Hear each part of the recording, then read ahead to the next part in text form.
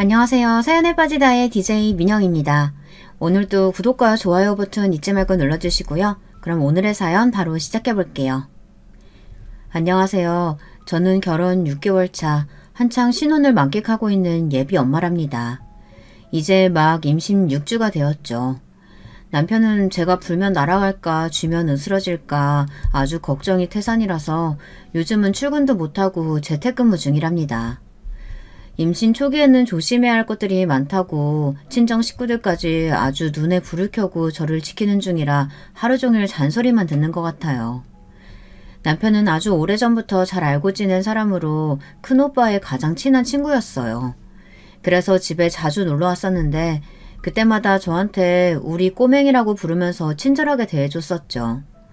큰오빠는 어떻게 하면 저한테 장난을 칠까 저를 골려줄까 고민하는 사람이었는데요. 그때마다 남편이 큰오빠 몰래 저를 도와주곤 했답니다. 특히 수학을 잘해서 고등학교 때는 과외 선생님이기도 했죠. 그때까지만 하더라도 제가 남편과 연애를 하고 결혼을 할 것이라고는 꿈에도 생각을 못했어요. 저에게는 그저 오빠였거든요. 남편 역시 저를 단순한 여동생으로만 생각했고요. 그랬던 저희가 결혼까지 하게 된 것엔 아주 큰 사건이 있었답니다. 당시에는 하늘이 무너질 것 같았는데 지금 돌이켜보면 그 일이 있었기에 지금의 제가 있게 된 것은 아닐까 싶어요. 고마운 일이죠. 저는 3남 1녀의 막내입니다.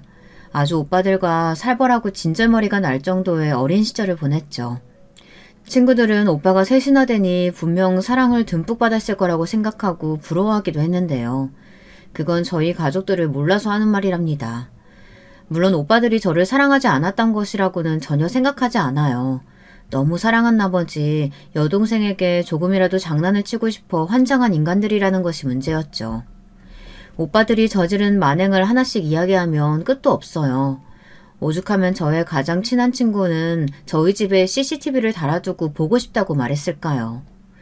하지만 그런 오빠들도 친정 아버지에 비하면 아무것도 아니랍니다. 발끝에도 미치지 못할 정도죠. 친정 아버지는 괴짜 그 자체예요. 4차원이다 라는 말로도 부족한 사람이죠. 얼마 전에 우연히 인터넷에서 짧은 동영상을 몇 개 봤는데요. 그 중에서 외국의 한 아버지가 사춘기 딸의 버릇을 고쳐주기 위해서 딸아이가 평소 입는 옷이며 화장을 똑같이 하곤 말투와 행동까지 그대로 흉내내는 영상이 있더라고요. 거울 치료하는 것처럼 말이죠. 지인들이 너무 재밌다고 웃으면서 보내주던데 저는 웃을 수가 없었어요. 제가 그 영상 속에 당사자였던 적이 있었거든요. 그것도 제가 중학교 때 말이죠. 중2병이라는 말도 있잖아요. 제가 사춘기가 좀 거칠게 왔었거든요. 친정 어머니와는 말만 했다 하면 언성이 높아졌죠. 그때 저는 오빠들도 한 수 접어줄 정도로 예민했답니다. 그랬던 제가 단박에 정신을 차린 것이 바로 친정아버지의 거울 치료였죠. 아빠, 지금 뭐 하는 거예요? 왜? 이쁘지 않아? 너 맨날 예쁘게 하고 다닌다며? 내가 패션 모른다고 그렇게 구박했으면서 왜? 나도 네 말대로 예쁘게 하고 다녀보려고 그러는 건데. 아무리 그래도 지금 뭘 입고 계시는지 아세요? 그리고 그 화장품, 그거 전부 제 방에서 가지고 나오신 거죠? 우리 딸 하고 다니는 게 더 좋아 보여서 말이지. 립스틱도 발랐는데 어때? 머리부터 발끝까지 저를 흉내내고 있는 친정아버지의 모습을 보고 있노라면 정말이지 죽을 것 같더라고요. 금방이라도 터질 것 같은 짧은 치마에 머리는 또 어떻고요. 거기다 화장까지 해가지고는 지금 생각해도 소름이 돋네요. 사연을 듣고 계신 분들도 상상해보세요. 40대 후반의 아저씨가 그런 몰골을 하고 있다고 말이에요. 거기다 지금 같은 시대도 아니었잖아요. 정말이지 충격을 넘어 공포나 다름없었답니다. 가족들은 배를 잡고 웃었지만 말이에요. 저는 그날 이후 바로 모든 것을 정리했어요. 화장품은 물론 짧은 교복까지 모조리 쓰레기통에 던져 넣었죠. 친정아버지께서는 예뻐서 좋다고 하더니 왜 아깝게 버리냐고 말씀하셨지만 저는 단 한마디도 대꾸할 수가 없었어요. 친정아버지와 관련된 일화는 아주 끝도 없이 나올 수 있는데요. 또 한 번은 고등학생 때 친구들이랑 만화 캐릭터 분장을 하고 이벤트 행사에 참여하기로 했었는데 친정 아버지께서 너무 재밌어 보인다고 본인도 코스프레를 하고 참여를 했었답니다. 아빠, 어디를 가신다고요? 그 옷은 또 어디서 나셨고요? 그 이벤트 너무 재밌겠더라. 자기가 좋아하는 만화 캐릭터 옷도 입고 나온다며. 봐라, 아빠는 모처럼 보이냐? 알고 싶지 않아요. 진짜 왜 그걸 따라하세요? 나 진짜 해보고 싶어서 하는 것뿐이야. 내가 언제 또 이런 만화 캐릭터가 돼보겠어. 재밌어서 한 것뿐인데 왜 이렇게 싫어하는 거야? 그럼 좋아하겠어요? 어느 고등학생이 아빠랑 같이 코스프레 이벤트에 나가냐고요. 저의 절규에도 친정아버지는 끄떡도 하지 않으셨죠. 결국 저는 이벤트 행사장에서 친정아버지를 피해 다녀야만 했어요. 그런데 멀리서 봤지만 진짜 친정아버지께서 즐거워하시더라고요. 저는 저를 골탕 먹이고 싶어서 한다고 생각했는데 아니었습니다. 심지어 비서 아저씨랑 기사 아저씨까지 함께 아주 신이 나셨더라고요. 그 모습을 보는데 웃어야 할지 울어야 할지 감이 잡히질 않았답니다. 이 정도면 친정아버지의 괴팍한 행동이 어느 정도였는지 이해가 가시겠죠. 하지만 이런 아버지의 기행이 가끔은 제게 도움이 되었는데요. 2년 전에 그 사건도 친정아버지가 아니었다면 제 인생은 송두리째 달라졌을 거예요.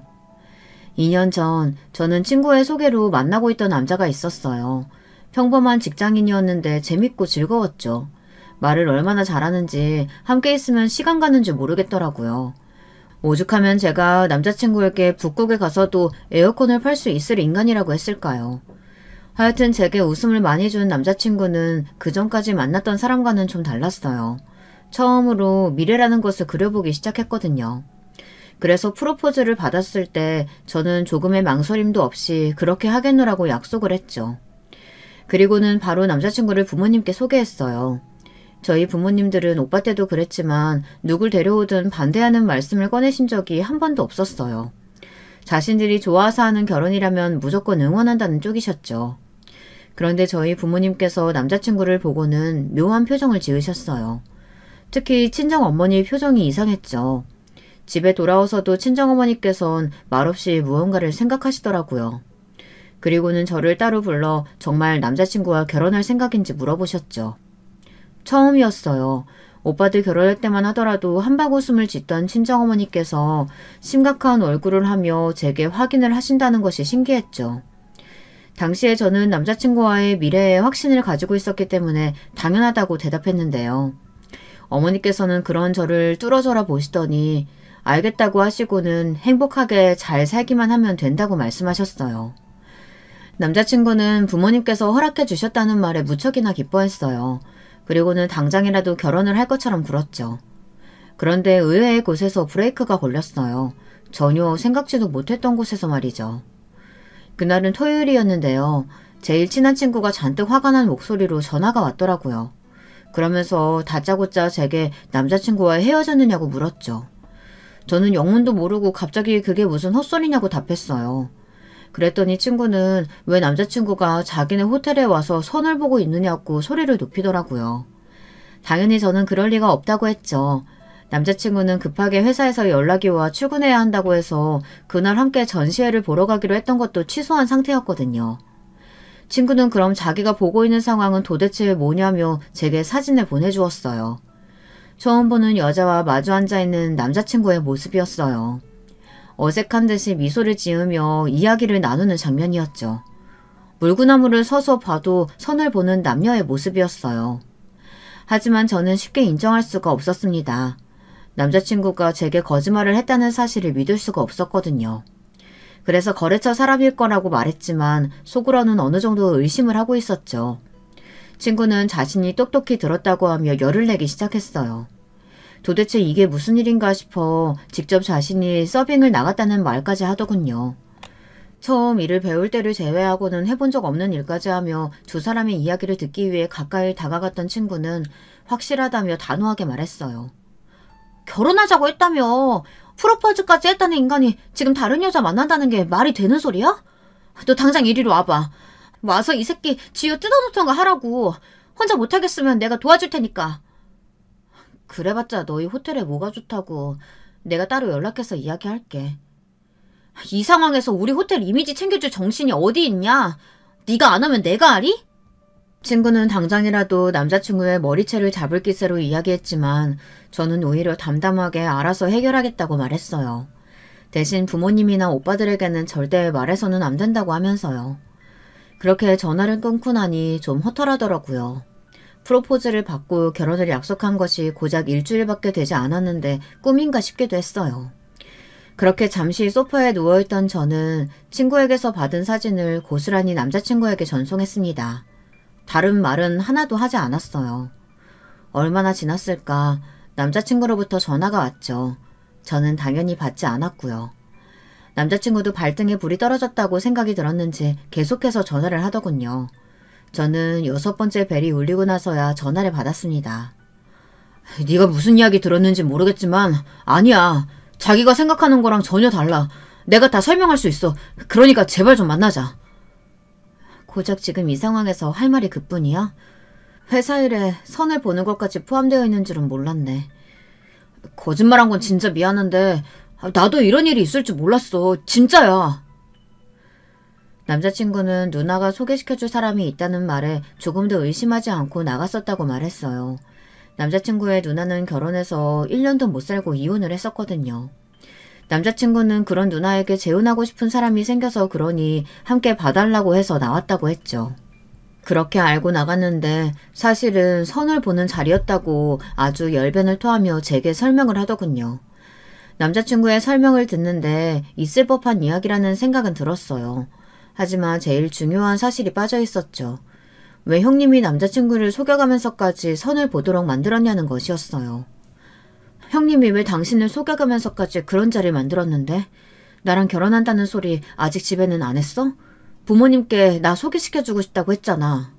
아, 그거 당연히 집에 이야기했지. 그런데 다들 바빠서 좀처럼 시간을 맞추기가 어렵더라고. 누나가 왜 이렇게 나오는지는 글쎄 나도 잘 모르겠어. 남자친구는 제 질문에 허둥거리며 대답을 했어요. 그 말을 듣고 있노라니 이 사람이 숨기는 것이 있구나 싶은 생각이 들었죠. 그렇게 청산유수가 따로 없이 말을 줄줄 하는 사람이 더듬거리며 대답한다는 것이 딱 느낌이 오더라고요. 저는 남자친구에게 거짓말하지 말고 솔직하게 이야기해달라고 다그쳤어요. 처음에는 숨기는 것 없다고 부정하던 남자친구는 끈질긴 저의 추궁에 결국 속 시원하게 털어놓았습니다. 집에서 저를 반대한다고 말이죠. 사실 처음 만남을 시작했을 때 우연히 전시회장에서 시부모님을 만난 적이 있었는데요. 그때 엄청 반가워하시던 시어머니와는 다르게 시아버지께서는 저를 위아래로 훑어보시고는 혀를 차시더니 누가 봐도 제가 마음에 들지 않는다는 어투로 무슨 일을 하는지 부모님은 계시는지 물어보셨거든요. 충분히 물어볼 수 있는 것들이라 나름 성실하게 답변을 드렸는데 제가 대답을 하면 할수록 못마땅해 하시는 얼굴을 하셨죠. 급기야 나중에는 인사조차 받지 않으시더라고요. 그에 반면 시어머니는 조금 과하다 싶을 정도로 호들갑을 떨면서 반갑다고 말씀을 해주셨고요. 그 자리 박차고 나오기에는 상대방한테 예의가 아닌 것 같아서 점심이나 같이 먹고 헤어졌을 뿐이야. 정말이야. 방금 나오면서 누나한테 전화해서 2번 다시 이런 일 만들 생각도 하지 말라고 한바탕 했어. 당신이 모르길 바랬는데 진짜 미안해. 남자친구는 자신에게는 그런 의도가 전혀 없었음을 피력하며 제게 용서를 구했죠. 저는 알겠다고 말하며 왜 집에서 저를 반대하느냐고 물었어요. 순수하게 궁금했거든요. 남자친구는 자신도 잘 모르겠다고 하며 그저 저하고 남자친구는 서로 어울리지 않는다는 말만 하셨다고 했어요. 그 이야기를 듣고 나니 더 영문을 모르겠더라고요. 미안해. 진짜 부모님이 왜 그렇게 나오시는지 모르겠어. 지금까지 앞뒤가 꽉 막혔다는 생각은 안 했는데 우리 부모님이 그런 사람이라고는 생각도 못했어. 아버님이야 그렇다고 해도 어머님까지 그렇게 나오신다니 좀 당황스럽네. 내 말이 엄마도 누나도 당신 그렇게 좋아하면서 언제 결혼할 생각이냐고 나 닥을 칠 땐 언제고 이렇게 하루아침에 태도를 싹 바꿔서는 진짜 이해할 수가 없어 정말. 남자친구의 말처럼 시어머니와 형님 그리고 저의 사이는 나쁜 편이 아니었습니다. 오히려 좋은 쪽이었죠. 같이 공연도 보러 가고 쇼핑도 다녔고요. 특히 형님의 경우에는 정말 제가 많이 도와드렸거든요. 형님은 상대방이 바람을 피우는 바람에 급하게 이혼을 결정하다 보니 정말 말 그대로 빈손으로 나왔더라고요. 결혼한다고 일도 그만뒀었던 상황이라 다시 사회생활을 시작하는데 어려움이 많았죠. 저는 그런 형님을 도와주고 싶었어요. 그래서 막내 오빠의 도움을 받아 직장도 소개시켜주고 우울증이 심하게 오는 것 같아 심리치료센터를 추천해주기도 했죠. 그런데 이렇게 사람이 돌변하다니 배신감마저 느껴지더군요. 남자친구는 가족들과 이야기해서 확실하게 하겠다고 큰 소리를 쳤어요. 썩 믿음직스러운 것은 아니었지만 그래도 저는 우선 알겠다고 대답하며 상황이 나아지기를 기다렸습니다. 하지만 제가 원하는 대로 흘러가지는 않더군요. 시어머니와 형님이 회사로 저를 찾아오셨거든요. 저는 웹툰 관련 일을 하고 있어요. 어릴 때는 직접 그리는 사람이 되고 싶었지만 그런 재능이 제게 전혀 없다는 것을 알고 나서는 웹툰과 관련된 일이라도 할 수 있다면 뭐든 다 할 것이라고 생각했죠. 물론 오빠들은 얌전히 친정아버지 회사에 들어가 일하기 바라셨지만 저는 전혀 관심이 없었습니다. 대신 죽어라 공부해서 지금 회사에 입사를 했어요. 여담이기는 하지만 친정아버지께서는 대리일 사이로 들어오셔서 회사를 물려받아 지금의 위치까지 올려두신 분이었어요. 항상 친정아버지께서는 능력도 없으며 회사에 숟가락 얹을 생각은 절대 하지 말라는 주의였어요. 그래서 퇴임하실 때도 큰오빠는 아니었으면 전문 경영인에게 넘겨줄 생각도 하셨답니다. 시어머니와 형님이 찾아오신 그날은 장시간 회의로 잔뜩 지쳐있는 상태였어요. 갑자기 회사 근처라고 하시면서 시어머니께 전화가 왔답니다. 당장 카페로 내려오라고 말이죠. 저는 저를 계속 피하시던 분이 무슨 바람이 불었나 싶어 바로 내려갔어요. 시어머니와 형님이 기다리고 있는 곳으로 들어서자 잔뜩 굳은 얼굴에 두 분이 보였습니다. 저는 평소처럼 밝은 목소리로 인사드렸죠. 비록 섭섭한 부분은 많았지만 그래도 시댁 식구인데 잘 보이는 것이 좋겠다 싶어 꾸며낸 목소리였답니다. 그런데 시어머니와 형님은 시큰둥한 반응으로 앉으라는 말조차 하지 않으셨어요. 어머니, 형님, 그동안 잘 지내셨어요? 미리 연락이라도 해주시지. 그럼 같이 점심이라도 먹었을 텐데. 점심은 먹고 왔다. 같이 먹을 이유가 뭐 있다고. 우리가 한가하게 밥이나 먹자고 여기까지 왔겠어? 시어머니와 형님은 쌀쌀맞은 목소리로 말씀하셨어요. 저는 뭔가 쎄한 기분이 들어 눈앞에 냉수를 들이키곤 목소리를 가다듬었죠. 속으로는 어떤 상황이 오든 절대 당황하는 모습을 보이지 말자고 스스로에게 말하고 있었고요. 잠시 침묵이 흘렀어요. 어느 누구도 이야기를 꺼내지 않았죠. 얼마의 시간이 흘렀을까. 시어머니께서는 더 이상은 견딜 수 없다는 듯 빠른 속도로 준비된 말들을 쏟아냈어요. 어찌나 빠른 속도로 말씀하시는지 듣는 제가 다 숨이 찰 정도였답니다. 거기다 그 말씀이라는 것이 한 번도 생각해 본 적 없는 문제라 저는 다짐했던 것과는 다르게 당황하고 말았답니다. 너랑 우리 아들 아무래도 인연이 아닌 것 같으니까 서로 각자 갈 길 가자. 어머니 갑자기 찾아오셔서 그게 무슨 말씀이세요? 무슨 말이기는 헤어지라는 말이지. 알아들었으면서 왜 모른 척을 해? 헤어지라는 말씀을 대뜸 하시는데 그럼 어떻게 가만히 있겠어요. 지난달에 바람 쐬러 가셨을 때만 하더라도 저 같은 며느리 생겨서 좋다고 하셨잖아요.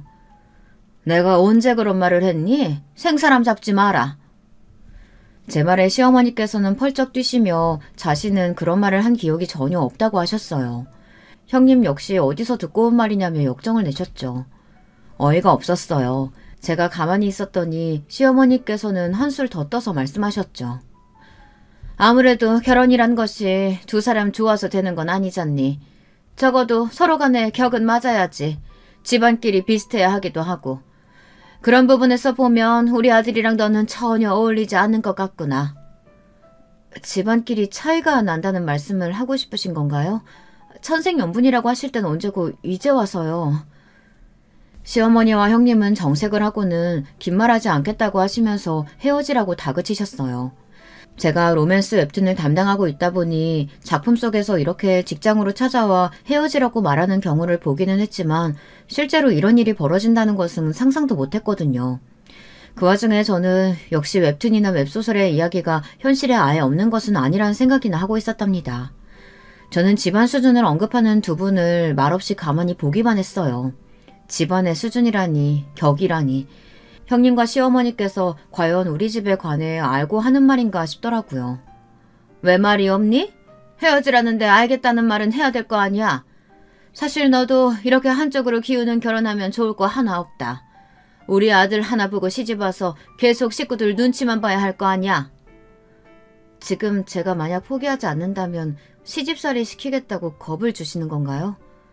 말 되게 이상하게 하네. 우리가 언제 겁을 줬다고 그래. 그리고 양심이 있으면 당연히 눈치 보고 설설 기워야지. 막말로 길 가는 사람들 붙들고 물어봐. 내 동생이 100번 1000번 아깝다고 할걸? 저도 모르게 튀어나온 비아냥거림에 형님이 바로 발끈하시며 제게 삿대질을 하더군요. 본인들도 찔리는 것이 있는지 얼굴이 붉어진 채로 언성을 높이는 모습이 우습기만 했죠. 저는 솔직하게 형님을 바라보며 그간 제가 도와드린 일이 얼마인데 이렇게 나오실 줄은 몰랐다고 말했어요. 그리고 선을 봤다는 사실까지 알고 있다고 했죠.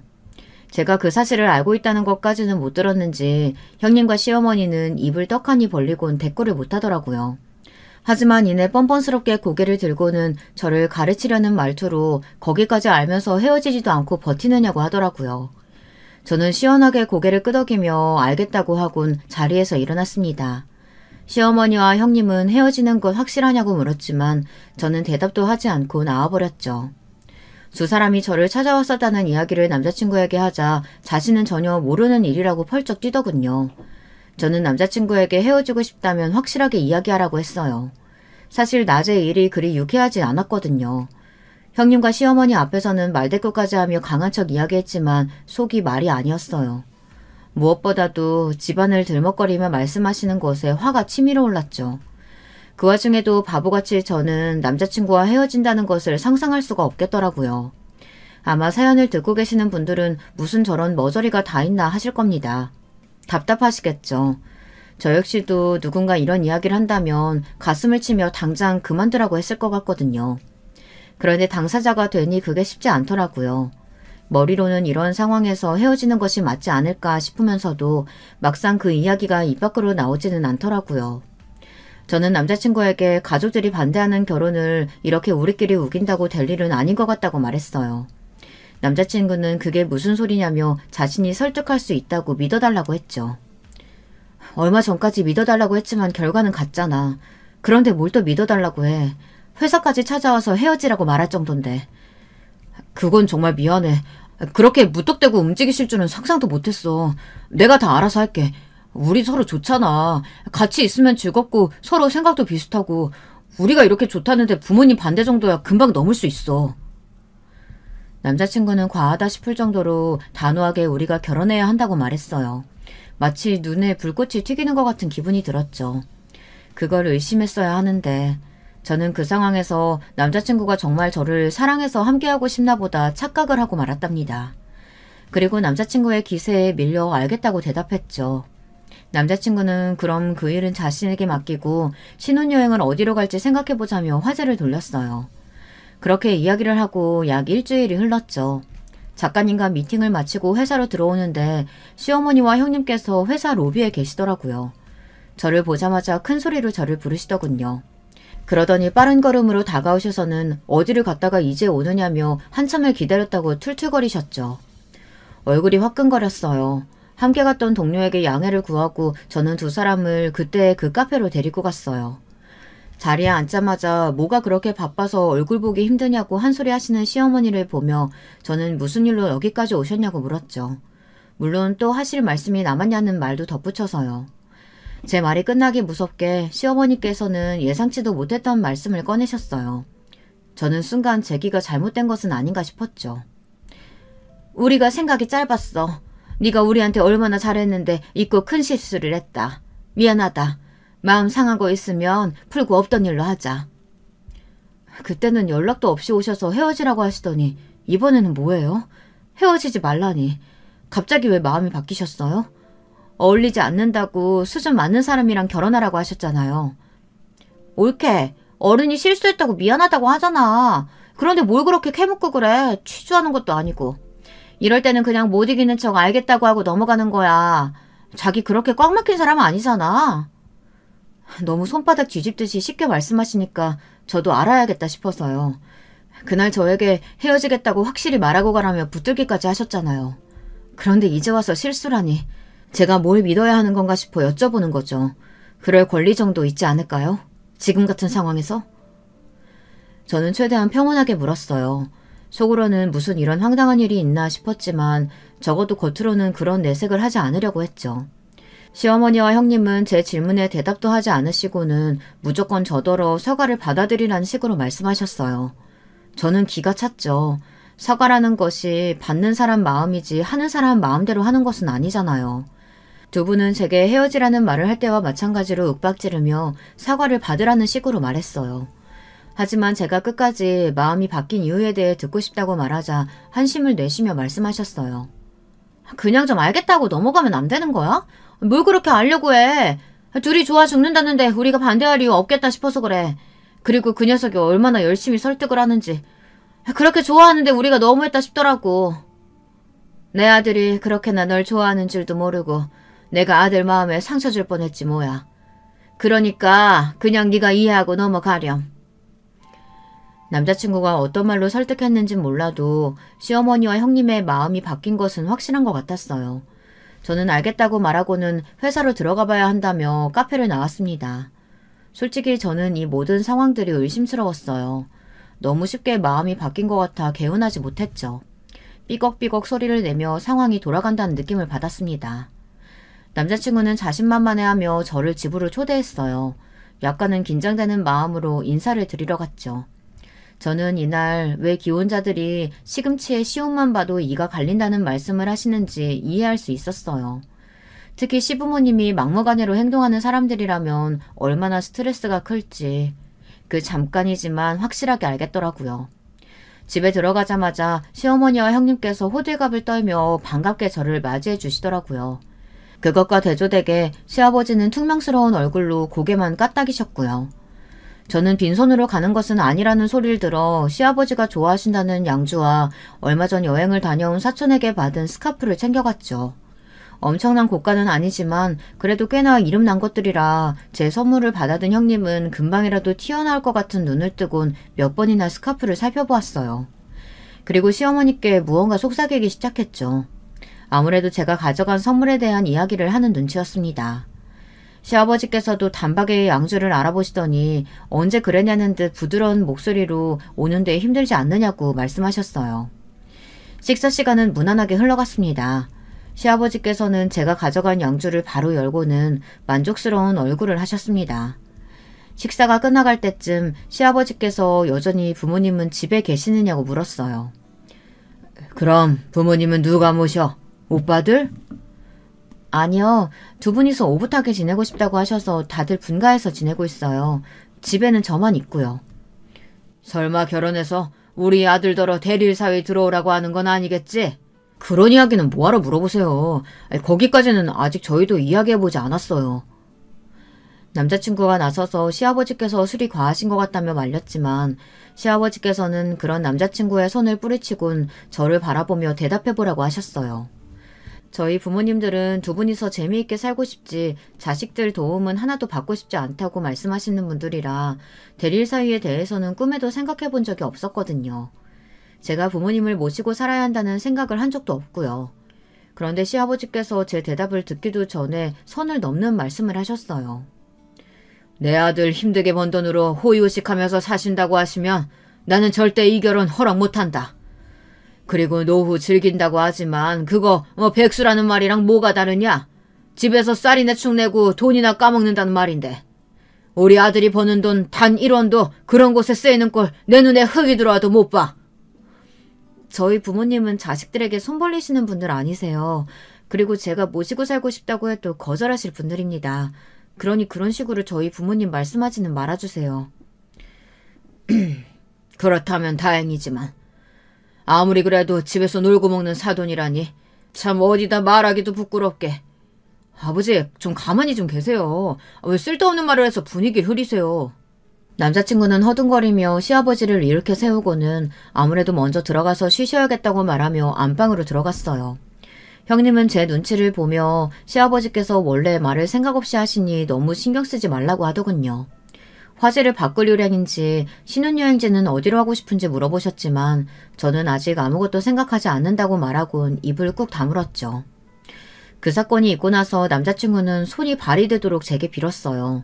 시아버지께서 평소에도 술을 드시면 말하고 싶은 대로 쏟아내는 편이라 그날도 자신이 무슨 소리를 하셨는지 전혀 기억을 못하고 계시다며 저더러 한 번만 용서해달라고 했죠.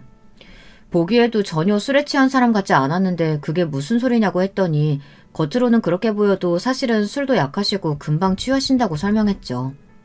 시아버지께서 술이 깨고 나서 본인이 하셨던 말을 전해 듣고 제게 직접 사과하고 싶다고도 하셨지만 제가 불편할 것 같아 남자친구가 대신 사과한다고 하더라고요.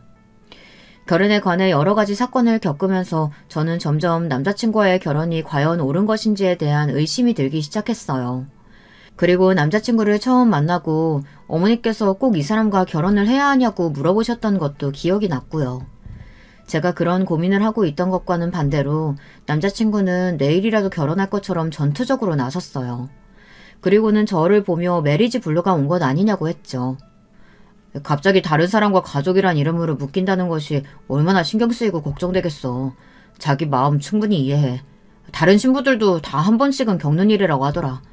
그래도 막상 식장 들어가면 아무 생각 안 날 거야. 그러니까 걱정 말고 나 믿고 결혼 준비하는 거야. 알겠지? 저는 남자친구의 말에도 일리는 있다고 생각했어요. 결혼한 친구들도 메리지 블루 때문에 힘들었다고 하더라고요. 저는 결혼을 허락받는 과정에서 정신적으로 힘든 일이 많아서 그런가 보다 하고 떨쳐내려고 했죠. 당시 저희 부모님께서 결혼기념일을 맞아 해외여행을 떠난 상태셨어요. 그래서 상견례 날짜를 잡기가 꽤나 힘들었죠. 남자친구는 뭐가 그렇게 조급한지 부모님께서 언제 한국으로 들어오시냐고 하루에도 12번은 물어봤죠. 심지어 빨리 들어오실 수는 없느냐고도 하더라고요. 저는 기념일을 즐기시는 두 분에게 어떻게 그런 말을 하느냐고 딱 잘라 거절했습니다. 두 분이 한국으로 들어오셔서도 이것저것 집안 행사가 겹쳐지면서 저희의 상견례 날짜는 자꾸만 미뤄지고 있었죠. 그러던 어느 날이었어요. 남자친구가 회사 근처라고 하며 점심을 함께 먹자고 하더라고요. 그런 일이야 종종 있었으니 저는 가볍게 알겠다고 했죠. 식사를 하는데 남자친구가 진지한 얼굴로 묻고 싶은 것이 있다고 했습니다. 저는 갑자기 무슨 무게를 잡느냐고 놀렸지만 남자친구의 얼굴은 좀처럼 펴지지 않았어요. 자기야, 그 아버님 말이야. 요즘 뭐 하셔? 아버지? 워낙 동해번쩍 서해번쩍 하시는 분들이라 잘 몰라. 퇴직하시고 자기 하고 싶은 일 하면서 즐겁게 살겠다고 하셔서 우리 가족 누구도 묻지 않았거든. 왜? 나 아버님을 본 것 같아서 말이야. 남자친구는 정말 우연이었다고 하면서 친정아버지에 대한 이야기를 꺼내더라고요. 이야기를 듣는데 저도 충격을 받을 정도였으니 남자친구는 오죽했겠어요. 회사 동료들이랑 택시 탔는데 아버님께서 운전을 하고 계시잖아. 나를 못 알아보신 건지 아니면 모른 척 해주신 건지 모르겠는데 택시를 몰고 계셨다니까? 앞에 기사 면허 보니까 확실히 자기 아버지 성함이었어. 자기 알고 있었어? 정말? 아버지가 택시를 운전하신다고? 남자친구는 어떻게 자식이 되어서 그런 것을 모를 수 있느냐고 했지만 친정아버지라면 충분히 그럴 수 있거든요. 저는 알아보겠다고 말하고는 회사로 돌아왔어요. 그리고 바로 친정엄마에게 전화를 걸어 자초지종을 물었죠. 친정어머니께서는 대수롭지 않게 그렇다고 하시더라고요. 저는 퇴직하고 하고 싶은 일 하시면서 쉰다고 하셨던 분이 택시는 뭐냐고 물었죠. 너희 아버지 어렸을 적 꿈이 뭔지 알아? 택시 운전사야.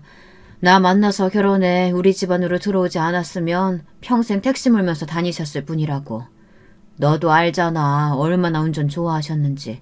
기억 안 나? 아무리 그래도 택시 운전이라니.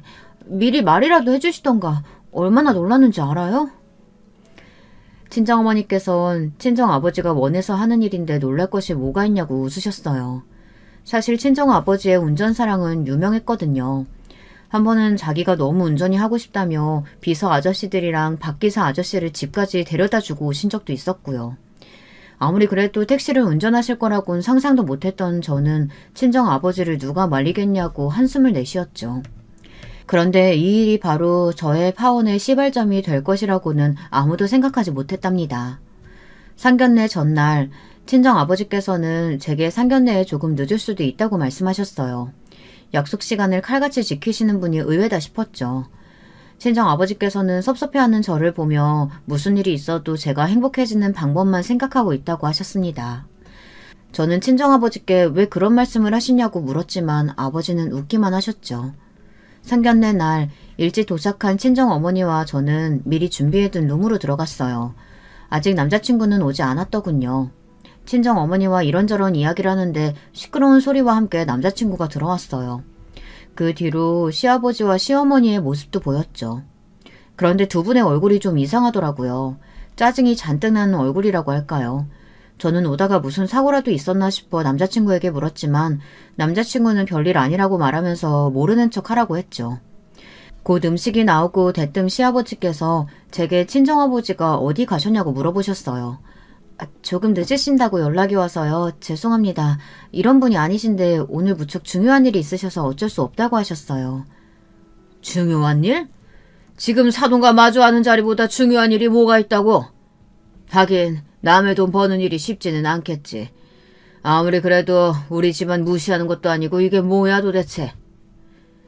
곧 오신다고 하셨으니까 조금만 기다려주세요. 정말 죄송합니다. 됐다. 아무리 생각해도 우리 아들이 아까워서 안 되겠다. 없던 일로 합시다. 시아버지께서는 처음부터 제가 마음에 들지 않았다며 자리에서 벌떡 일어나시더니 나가버리셨어요. 시어머니께서도 오늘은 날이 아닌 것 같다고 하시고선 나가버리셨고요.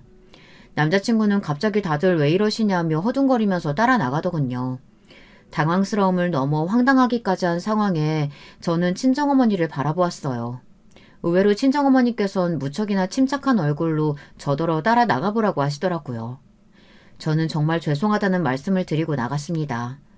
가게 입구에서 남자친구와 시부모님이 실랑이를 벌이고 있었어요. 남자친구는 이야기 다 끝난 문제를 가지고 왜 이렇게 하시냐며 소리를 높였고 시아버지는 아무리 자신이 지금 이 꼴을 하고 있어도 절대로 받아들일 수 없다고 하셨죠. 그때였어요. 가게 앞으로 롤스로이스 한 대가 미끄러지시듯 들어왔죠. 친정아버지셨어요. 친정아버지께서 소장하고 계시는 차량 중에서 가장 아끼시는 것이었죠. 곧 박기사 아저씨가 내리시더니 저를 보고 가볍게 인사를 하셨어요. 분명 큰오빠 차를 운전한다고 들었는데 갑자기 이게 무슨 일인가 싶더라고요.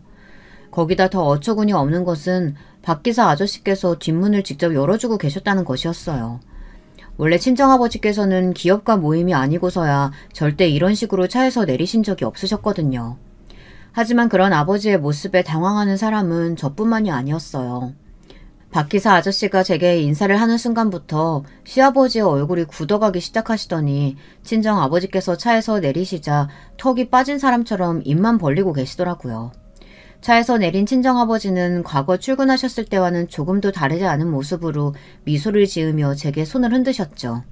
그리고는 벌써 상견례가 끝이 났냐면서 늦어서 죄송하다는 말씀을 건네셨어요. 시아버지께서는 친정아버지가 내민 손을 물끄러미 바라보시더니 사시나무 떨듯 몸을 떨기 시작하셨죠. 어제 직접 제가 있는 곳으로 와서 좋은 말씀 많이 해주셨는데 제가 대접을 못해드린 것 같아서요. 간만에 어깨에 힘 좀 줘봤습니다. 과하다 생각하지는 말아주세요. 두 분 어제 만나셨어요? 아버지 계신 곳으로 오셨다니 그건 또 무슨 말씀이세요? 어제 사돈께서 몸소 내가 있는 택시회사로 오셨더라고. 너도 알고 있다고 들었는데 퇴직 후 무료하기도 해서 소일거리 삼아 택시 몰고 다니는데 어떻게 하셨는지 그 회사로 오셨더라고 사돈께서. 친정아버지의 말씀이 이어질 때마다 시아버지의 얼굴은 시퍼렇게 질려가다 못해 금방이라도 쓰러질 것처럼 식은땀마저 흘리고 계셨죠. 친정아버지께서는 그런 시아버지를 바라보시면서 웃고 계셨지만 저는 그 웃음이 무엇을 의미하는지 금방 알 수 있었어요. 아버지께서는 잔뜩 화가 나신 상태였죠. 딸, 너도 알고 있었니? 사돈께서 몇 년 전까지만 하더라도 사업을 하셨을 정도로 수완이 좋았다고 하시더구나. 그래서 나름 기사도 쓰면서 사셨다는데 혹시 들어본 적 없니? 그런 이야기는 처음 들어요. 이게 다 무슨 소리야? 나한테 그런 말 한 적 없잖아. 예전에 좋았었다는 이야기를 뭐하러 해. 지금이 중요하지. 그래서... 아니지. 그 이유가 아니지 않나 자네. 뭐 그 이야긴 나중에 하고 하여튼 어제 너희 사돈께서 과거가 그리우셨는지 대뜸 나한테 와서 이따위 택시나 몰지 말고 자기 기사나 하라고 말씀하시더구나. 얼마나 친절하신지. 안 그러냐 딸? 저는 너무 어이가 없어서 친정아버지의 말씀에 대답도 못하고 시아버지를 바라보았어요. 남자친구는 시아버지께서 알고 하신 말씀은 아닐 거라며 극구 부인하기 시작했죠. 친정아버지께서 워낙 운전을 잘하셔서 그런 말씀을 한 것 같다고 말하며 어떻게든 상황을 넘기려고 했지만 친정아버지께서는 고개를 저으며 말씀하셨어요. 그게 무슨 소린가? 사돈께서 오셔서 자기 아들 등골 빼먹을 생각하지 말고 자기 기사 노릇이나 하라고 하셨는데. 순간 저도 남자친구도 그리고 시부모님도 할 말을 찾지 못했어요. 친정아버지는 부드럽게 제 손을 잡아당기시더니 아무래도 결혼은 무리인 것 같다고 말씀하시며 저더러 친정어머니를 챙겨 내려오라고 하셨죠. 남자친구가 뭐라 말을 하려 했지만 친정아버지께서는 듣고 싶은 말은 그 어떤 것도 없다며 다른 손님들을 위해서라도 조용히 헤어지자고 하셨어요. 저는 집에 오는 동안 정신이 하나도 없었습니다. 친정어머니께서는 이미 알고 계셨는지 편안해 보이셨어요. 저는 왜 그런 일이 있었는데도 말씀하지 않으셨냐고 물었지만 친정아버지께서는 자신까지 찾아와 막말을 하는 시아버지에게 한 방 먹여주고 싶다고 하셨어요. 그리고는 제게 남자친구와의 관계도 정리하는 것이 좋을 것 같다고 하셨죠. 저 역시 그날의 일로 정신이 번쩍 들었기 때문에 아버지께서 말씀하시는 대로 하겠다고 했어요. 다음 날 남자친구는 아침부터 미친 듯이 제게 전화를 걸었지만 저는 받지 않았어요. 저는 온몸이 젖은 몸처럼 무거워 연차를 쓰고 하루 집에서 쉬기로 했죠. 낮에는 주치의 선생님께서 오셔서는 링거까지 주시더라고요. 저는 그렇게 반나절을 잠들어 있었어요. 제가 다시 깨어난 것은 밖에서 들리는 친정아버지의 고함 소리 때문이었어요. 살짝 열린 틈새로 남자친구의 모습이 보였습니다. 저희 아버지께서 실수하셨습니다. 제가 대신해서 사과드릴 테니 제발 결혼을 허락해 주십시오. 그만하지 그래. 자네 속셈 내가 모르고 있다고 생각하나? 자네가 내 딸 뒤에서 무슨 짓 저지르고 있는지, 자네가 왜 우리 딸이랑 결혼하고 싶어 하는지, 자네 부모님이 가지고 있는 빚은 물론 자네가 도박으로 생긴 빚까지 그 모든 빚 청산하고 싶어서 딸아이와 결혼하려는 속셈 모른 줄 알았냐고. 저는 친정아버지의 말에 그만 휘청하고 쓰러질 뻔했습니다. 남자친구에게 빚이 있다는 것도 몰랐지만 그것을 저와의 결혼으로 갚을 생각을 하고 있다는 거는 생각조차 못했거든요. 남자친구는 결혼 이후 그 많은 빚을 제 명의로 돌릴 생각이었던 것 같아요. 그동안 왜 그렇게 무조건 결혼을 외쳤는지, 당장이라도 식을 올릴 것처럼 굴었는지 모든 것이 이해가 되었죠. 저는 문을 박차고 나갔습니다. 그리고는 남자친구에게 달려들어 사정없이 그의 뺨을 내리쳤죠. 순식간의 일이라 남자친구는 방어조차 하지 못했어요. 저는 한 번만 더 내 앞에 나타나면 그때는 모든 것을 다 부숴버리겠다고 소리를 질렀어요. 남자친구는 이런 제 모습에 놀랐는지 뒤도 돌아보지 않고 집을 빠져나갔더라고요. 남자친구를 쫓아내고 나니 저는 진이 다 빠져버려 소파에 쓰러지듯이 누웠죠. 아버지께서는 가만히 저를 보시더니 헝클어진 머리를 정돈해 주시며 제 탓은 아무것도 아니라고 하셨어요. 눈물이 날 것 같았죠. 저는 이 일이 여기서 막을 내린다고 생각했어요. 하지만 그것은 저의 오산이었죠. 남자친구는 이미 제 이름을 도용해서 곳곳에서 도박 자금을 빌렸더라고요. 저도 모르는 사이에 제 이름으로 된 사채가 있더라고요. 도대체 저는 사인을 한 적도 없는데 무슨 수로 그런 돈을 빌렸는지 알 수가 없었어요. 친정 아버지께서는 당장에 고소하자고 하셨고 그때 저를 도와주었던 사람이 바로 지금의 남편이랍니다. 큰오빠에게 이야기를 듣고 왔다며 자신에게 맡겨두라고 살벌한 미소를 짓더라고요. 참 든든했죠. 남편은 남자친구가 제 명의를 도용했다는 증거를 준비해 검찰에 신고했고 사채업자들과의 3자 대면을 통해 돈을 빌린 사람은 제가 아니라는 것까지 만반의 준비를 했답니다. 알고 보니 형님과 남자친구의 합작품이더군요. 남자친구는 어떻게든 한 번만 눈 감아달라고 했지만 저는 그럴 생각이 조금도 없었죠. 남편은 두 번 다시 제 주변에 얼씬도 못하게 하겠다고 하더니 아주 조금의 틈도 주지 않겠다고 했고 실제로도 쉬지 않고 몰아붙이더군요.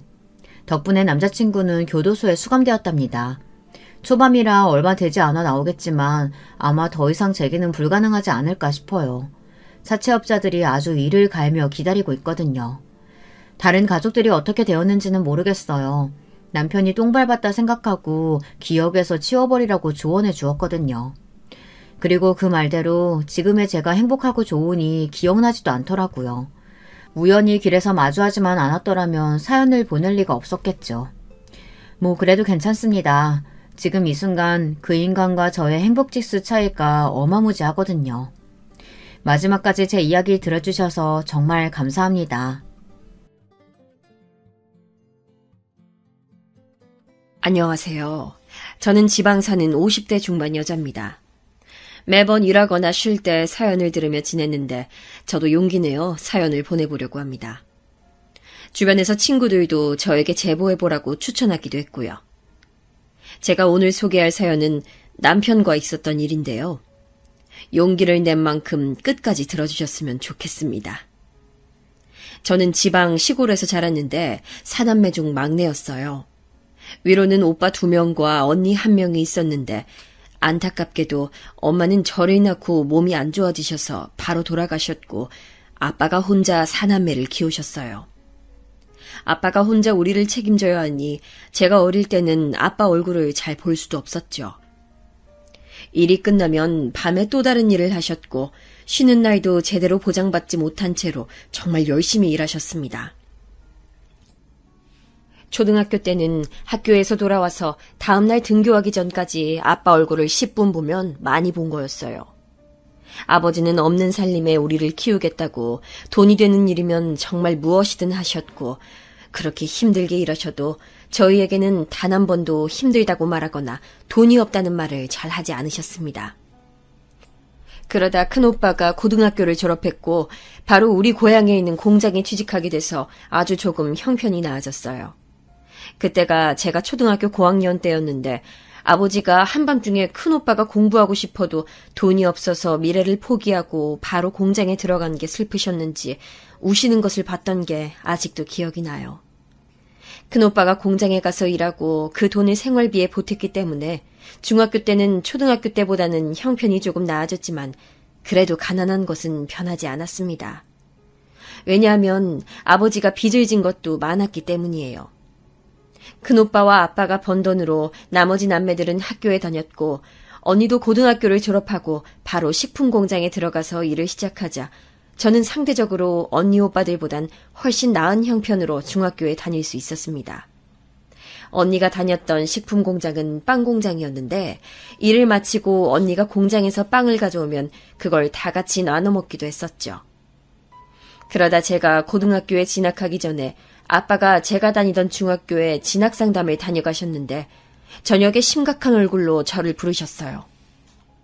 저는 부끄럽지만 우리 중학교에서 전교 1등이었는데 선생님께서 저를 주변에 있는 대도시로 유학을 보내는 게 어떠냐고 하셨다는 거예요. 아버지는 진학상담이라는 것도 사남매를 키우면서 처음 가보셨는데 저를 유학을 보내라니까 그 말에 너무 놀라셨다고 하더라고요. 당연히 기분은 좋으셨지만 당신은 너무 걱정된다고 저보고 결정하라고 하셨죠. 하지만 제가 집에서 막내기도 했고 또 오빠들과 언니의 사랑을 독차지하며 컸기에 가족들은 저를 혼자 보낼 수는 없었다고 해요. 처음엔 하숙도 알아봤지만 몇 날 며칠간 가족회의를 한 결과 언니가 저를 따라오게 되었습니다. 언니는 고향에서 다니던 식품 공장을 그만두고 저와 같이 도시에 와서 자리를 잡게 됐어요. 저는 처음에 저 때문에 언니가 잘 다니던 직장을 그만두고 이사 오는 것이 참 미안했지만 언니는 언니 본인도 이렇게 발전된 도시로 오고 싶었다고 말하면서 저를 달래줬죠. 우와, 언니 저게 뭐야? 언니도 저건 처음 보는데? 이래서 사람은 도시로 가서 사나 보다. 우리에겐 이제 더 큰 세상이 있는 거야. 언니, 너무 신기한데 무서워. 언니가 옆에 있으니까 괜찮아. 걱정하지 마. 시골에 살던 저한테 도시는 정말 멋지고 대단했습니다. 그렇게 언니와 저는 학교 근처에 아주 작은 쪽방 하나를 얻었고 오빠들과 아빠는 고향에서 계속 지냈습니다. 언니는 동네에 있는 미용실에서 보조로 일을 시작하게 됐고 오빠들과 아빠는 돈을 벌면 우리에게 보내주었기 때문에 저는 고등학교에 다닐 때는 부족하지 않게 다닐 수 있었습니다. 자라면서 오빠들과 언니가 가난해서 급식도 먹지 못하고 소풍도 가지 못하던 것을 봐오면서 컸기 때문에 저는 저만 이렇게 편하게 다니는 게 참 미안했는데 오히려 오빠들과 언니는 제가 공부를 잘하니까 너무 뿌듯하다고 전폭적으로 지원해줬어요. 제가 다녔던 고등학교는 도시에서도 공부를 잘하는 학생들만 가던 명문고였는데 저는 거기서 재영이라는 친구를 만나게 됩니다. 재영이는 학교에서 아주 유명한 친구였는데 잘생기거나 키가 큰 것은 아니었고 단지 집에 돈이 많아서 유명했어요. 재영이 아버지는 고기 장사를 하셨는데 워낙 유명해서 제가 살던 고향에까지 납품하던 곳이었거든요. 재영이는 외모가 잘나진 않았지만 말을 정말 재밌게 하고 웃긴 친구였습니다. 제가 고향에 있던 친구들이 그리워서 고등학교에 적응을 잘 하지 못했을 때 저에게 먼저 다가와서 친구가 되어준 아주 고마운 친구랍니다. 제 고향은 시골이고 군단이라 학생이 별로 없었기 때문에 반이 한두 개뿐이라 서로 다 잘 알고 시골 특성상 서로 아주 가깝게 지냈었어요. 그때는 지금처럼 인터넷이나 핸드폰이 발달한 시기도 아니어서 연락을 자유자재로 할 수도 없었기 때문에 정말 외로웠답니다. 만약 그때 언니가 저와 같이 있지 않았다면 저는 적응을 못하고 끝내 고향으로 되돌아갔을 것 같아요. 제가 그렇게 적응하지 못할 때 저한테 먼저 와서 같이 놀자고 해줬던 재영이와는 그래서 급속도로 친해지게 됐죠. 특히 제가 다른 과목에 비해 상대적으로 수학을 못했었는데 재영이가 제일 자신 있는 과목이 수학이라 많은 도움을 받았어요. 그리고 재영이가 자기 집에 가자고 해서 갔을 때 저는 너무 놀라서 기절할 뻔했는데 정말 드라마나 영화에서나 보던 집이었기 때문이에요. 거짓말 안 하고 고향에서 언니 오빠들과 아빠와 살던 집이 재영이 방 크기보다 작았거든요. 재영이의 집에는 일하시던 아주머니만 두 분이 계셨고 마당도 있었고 거실에는 아주 큰 샹들리에도 있었습니다. 소파가 딱 보기에도 정말 좋았고 식탁이 제 고향집만 했어요. 재영이 방에는 책들이 정말 많았는데 제가 관심 있어 하던 주제들의 책도 많아서 놀러가면 한참을 보다 나오기도 했습니다. 그렇게 재영이의 집에서 재영이는 수학을, 저는 국어와 사회를 알려주며 같이 공부했었는데 그 시절에 저는 재영이의 부모님을 뵙게 됐어요. 재영이의 부모님께서는 정말 다정하시고 저를 예뻐해 주셨는데 제 가정 형편이 안 좋은 것을 아시고 수학여행을 갈 때 도와주시기도 하셨습니다. 그렇게 고등학교를 졸업하고 저는 지방에 있는 국립대에 진학하게 됐고 재영이는 서울에 있는 대학을 가게 됐어요. 아무래도 거리가 머니까 연락도 점점 끊길 줄 알았는데 재영이는 방학 때면 늘 지방으로 내려왔기 때문에 간간히 연락을 이어나갔습니다. 특히 재영이는 방학에 아버지 일을 돕겠다고 고기 배송을 직접 하기도 했었는데 우리 고향에 갈 때는 저에게 연락해서 같이 트럭을 타고 배송을 하기도 했었죠. 저는 재영이 덕분에 공짜로 편하게 고향에 갈 수 있으니 좋았습니다. 그렇게 저는 도시에서 대학을 다니며 언니와 계속 살았는데 언니가 미용실 단골 손님과 인연이 닿아 결혼하게 되었습니다. 정말 축하했고 좋은 일이었지만 덕분에 제가 혼자 살게 되었는데 저는 그때 외로움이라는 감정을 처음 알게 되었습니다. 타지에서 처음으로 혼자 살게 되었는데 집에 가면 아무도 없는 게 적응이 되지 않더라고요. 그렇게 외롭게 지내다 저는 대학을 졸업했고 전공이 국어국문학과여서 그 도시에서 학원 강사로 일하게 되었습니다. 재영이는 군대에 다녀오고 바로 졸업해서 아버지가 하시던 고기 사업을 이어서 하게 되었고 우리는 거리도 가깝고 원래 친했으나 더 친해지게 됐어요. 그 전까지 저는 재영이가 정말 좋은 친구라고 생각했는데 외로워서 그런가 아니면 재영이가 나이가 들면서 성숙해져서 그런가 남자로 보이기 시작했어요. 우리 친구 그만하고 이제 진지하게 만날래? 다행히 저 혼자만의 생각은 아니었는지 재영이도 저에게 마음을 표현하기 시작했고 우리는 연애로 무난하게 이어졌습니다. 몇 없는 고등학교 친구들에게 이 소식을 전하니 그럴 줄 알았다고 하더라고요.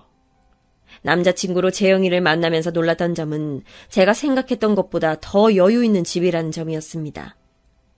그렇기에 저는 오히려 재영이와 결혼하지 않겠다는 생각이 들 정도로요. 물론 그런 부잣집에 시집가면 좋겠지만 저는 우리 집이 가난했기 때문에 꿈도 꾸지 않았습니다. 우리 집은 아버지가 우리를 키우면서 진 빚이 아직도 남아있었기 때문이에요. 4남매 중에 저만 유일하게 대학을 갔는데 등록금 때문에 가족들을 걱정시킬 수가 없어서 대학을 다니던 내내 장학금을 받으려고 죽어라 공부했거든요. 작은 오빠도 고등학교를 졸업하고 바로 공장으로 가서 일했고, 큰 오빠는 그 당시에 공장에서 만난 여자와 결혼해서 분가했었는데 큰 오빠도 사정도 좋지 않았어요. 아버지는 작은 오빠와 둘이 살았는데 아무래도 나이가 드시니 예전처럼 밤낮 없이 일하시기엔 몸이 성치 않으셔서 일 나가시는 날이 적었거든요. 언니도 결혼해서 독립했기 때문에 저는 학원에서 일하며 월급을 받으면 아버지한테 돈을 일부 보냈었습니다.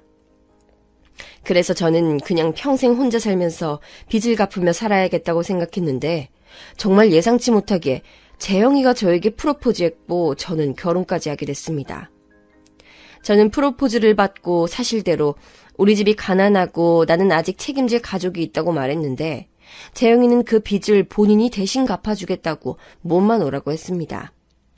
시부모님들도 제가 며느리가 된다고 하니까 정말 좋아하시면서 어릴 때부터 제가 며느리가 되면 참 좋겠다고 생각하셨다고 좋아하셨습니다. 제 우려와는 달리 결혼은 매우 순조롭게 진행됐고 우리 친정가족들은 당연히 행복했어요. 특히 언니가 저에겐 엄마였는데 언니가 너무 좋아해서 저는 정말 다행이라는 생각만 했습니다. 저는 이 사실을 고향 친구들에게 알렸고 고향 친구들은 너무 잘 됐다며 저보고 역시 사람은 도시로 나가야 한다고 하더라고요. 고향 친구들은 대부분 고향에서 가족들이 하던 식당을 이어가거나 본인 가게를 차렸거든요. 그러면서 제가 결혼하는 사람이 고기 납품 사업을 한다니까 본인들 식당 업체를 재영이 업체로 바꿔주기도 했습니다. 이 과정에서 재영이는 수익이 되게 많아졌는데 친구 중에서 고향에서 크게 고깃집을 하는 친구가 있어서 서로 이득을 봐서 저도 마음이 좋았어요. 시부모님은 정말 감사하게도 저를 많이 예뻐하셨는데 우리 아버지 빚도 다 갚아주셨고 저를 공주라고 부르시면서 정말 손 하나 까딱하지 않게 해주셨습니다. 지금 생각해도 시부모님한테는 그저 감사한 마음밖에 들지 않을 정도로요. 저는 시부모님이 저를 예뻐하시니까 제가 나서서 시부모님한테 잘해드렸는데 그게 동네에 소문까지 났더라고요. 사실 저는 시어머니가 제주도에 한 번도 가보지 않으셨다는 소리를 듣고 정말 놀랐었거든요. 그렇게 여유 있게 사시는 분이 왜 가보지 않았는지 몰라서 제가 모시고 여행도 다니고 재영이가 외동이라 시어머니가 딸을 원하셨다고 하셨는데 정말 딸처럼 같이 쇼핑도 가고 맛있는 것을 많이 먹으러 다녔습니다. 시어머니는 아들한텐 이런 것들 기대도 안 했는데 제가 며느리로 들어오고 본인 인생이 너무 즐거워지셨다면서 저에게 항상 고마워하셨죠. 제가 집에서 막내라 애교도 많고 어른들한테 치대는 것도 잘하는데 오빠들과 언니, 아빠한테 하던 것처럼 시댁 부모님께 하니까 그렇게 좋아하셨어요. 재영이가 성격이 좀 무뚝뚝한 면도 있어서 그런 것들은 정말 살면서 경험해 본 적이 없으시다고 하셨죠. 사실 저는 재영이와 결혼해서 기쁜 것보단 이런 시부모님을 만난 것이 더 기쁠 정도였어요. 특히 저는 엄마 없이 컸기 때문에 그런 부분이 되게 콤플렉스였는데 시어머니는 저에게 엄마라고 부르라고 하시면서 정말 많은 애정을 주셨습니다. 아가, 이 옷 어울릴 것 같아서 사왔어. 어머니, 정말 예뻐요. 제가 이런 옷 좋아하시는 건 또 어떻게 아셨어요? 평소에 다니는 것 보면 엄마가 딱 알지. 반면 재영이는 웃기고 말을 잘했지만 공감 능력이 조금 부족했어요. 제가 학원에서 일하면서 스트레스를 받을 때 집에 와서 말하면 그럴 수도 있지. 세상 일이 쉽지 않지 등 말하며 저를 힘 빠지게 하곤 했어요. 우리는 분가하지 않고 시부모님을 모시며 재영이의 본가에서 계속 같이 살았는데 오히려 시부모님이 제 편이 되어주셨죠. 그렇게 몇 년 동안 행복하게 살다가 저는 임신도 하게 됐습니다. 제가 임신하자 친정아빠는 손주가 처음도 아니면서 어찌나 좋아하셨는지 몰라요. 아빠는 제가 막내기도 하고 또 저는 본 적 없지만 제 얼굴이 엄마와 똑같다며 저를 자식 중에 제일 예뻐하셨는데 그래서 제가 아이를 가졌다는 게 아빠에게는 정말 놀랄 일이고 의미 있는 일이라고 하셨죠. 오빠들과 언니도 무척 기뻐했는데 특히 작은 오빠는 결혼하지 않고 아버지와 둘이 살아서 조카들에 대한 애정이 매우 큰 편이라 나오지도 않은 제 아이를 위해 양말까지 사놓았답니다. 시부모님도 당연히 정말 좋아하셨어요. 특히 시아버지가 감정 표현이 그렇게 다양하신 분은 아닌데 제가 고등학교 때 시아버지를 본 이후로 제일 크게 좋아하셨던 기억이 나요. 그리고 시어머니는 임신한 것은 너무 축하하지만 저를 위해서라도 학원을 그만두는 것은 어떠냐고 하셨어요. 제가 어릴 때부터 몸이 자주 아팠고 결혼하고도 종종 몸살이 나곤 했는데 그게 걱정이 되셨나 보더라고요. 저는 그렇게 시어머니의 권유에 따라 학원을 그만두었고 집에서 태교에 집중했습니다. 시어머니는 백화점에서 온갖 몸에 좋은 것들을 사오시고 또 저에게 좋은 것들을 듣고 봐야 아기가 건강하게 나온다고 하시며 매일 좋은 말씀을 해주셨어요. 그렇게 저는 아주 건강하게 아무 탈 없이 천사 같은 아들을 낳게 되었습니다. 걱정과 달리 아들은 심지어 우량아로 튼튼하게 태어났는데 시부모님은 제가 아들을 낳자 대를 이었다고 하시며 저를 복동이라고 부르셨어요. 그리고 우리 친정아빠에게도 이렇게 귀한 딸을 보내주셔서 감사하다고 인삼과 질 좋은 고기를 보내주셨죠. 친정아빠도 시골에서 작은 오빠 차를 타고 저를 매일같이 보러 오고 저는 축복 속에서 아이를 맞이했습니다.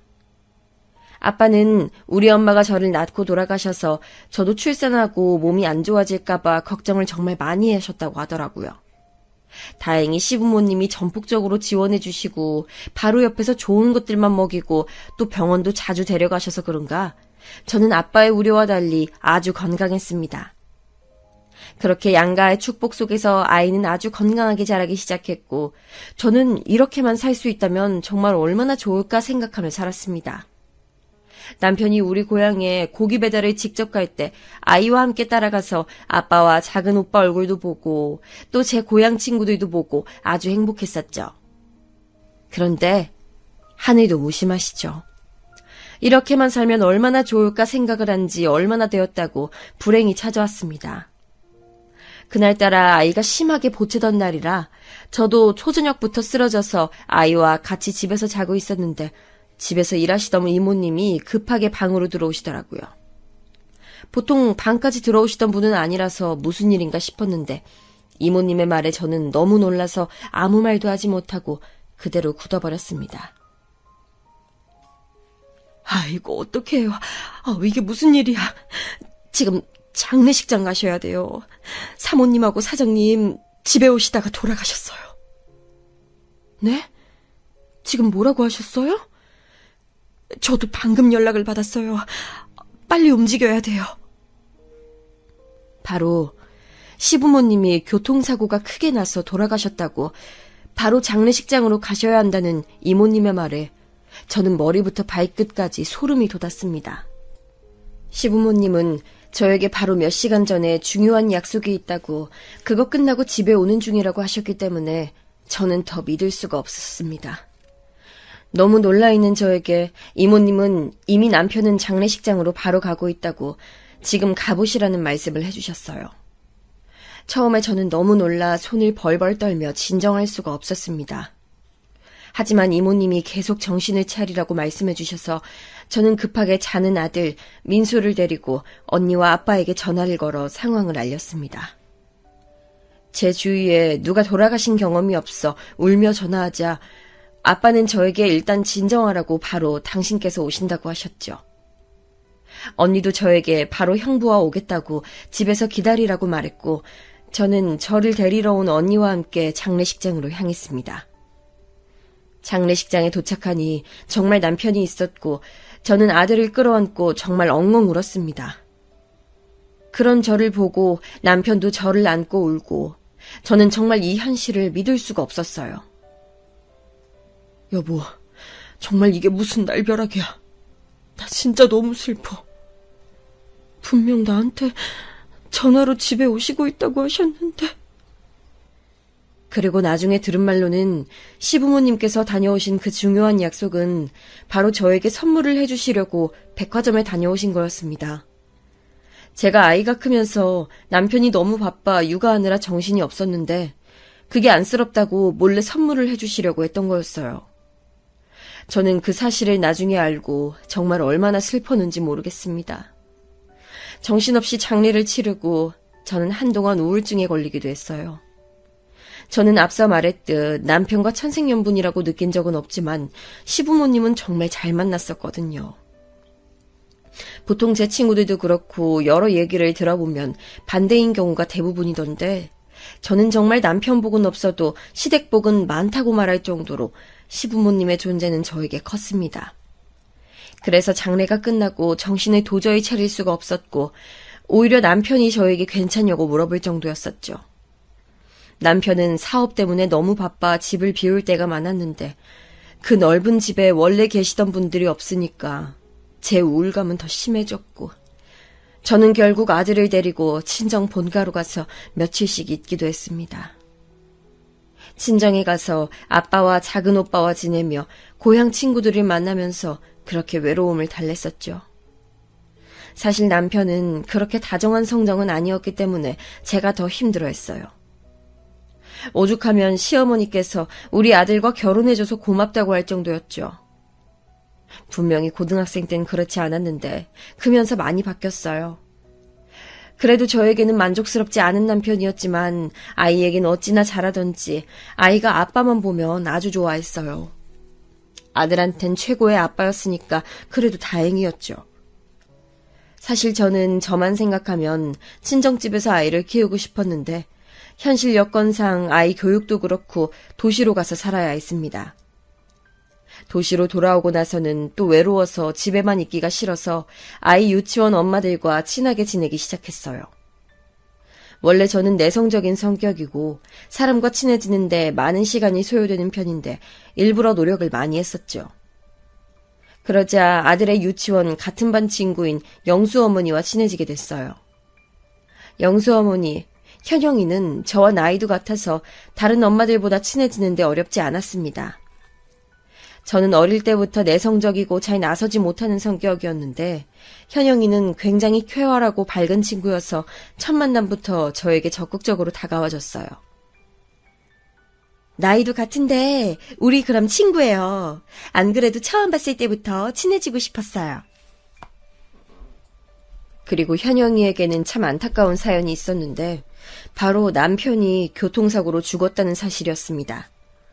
안 그래도 저는 시부모님이 교통사고로 돌아가셔서 매우 불안정한 상태였는데 현영이도 본인 남편이 교통사고로 하늘나라에 있다고 그 아픔을 잘 안다고 말해주니까 저는 급속도로 현영이와 가까워지게 됐어요.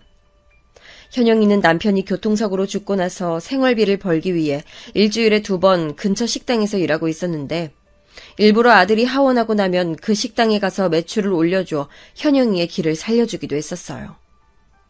갑자기 가족이 죽게 되면 그 상실감이 말로 할 수가 없는데 우리 둘은 같은 아픔을 공유하며 속에 있는 얘기도 많이 하게 되었고 저는 종종 현영이를 집에 초대도 하며 지내기 시작했습니다.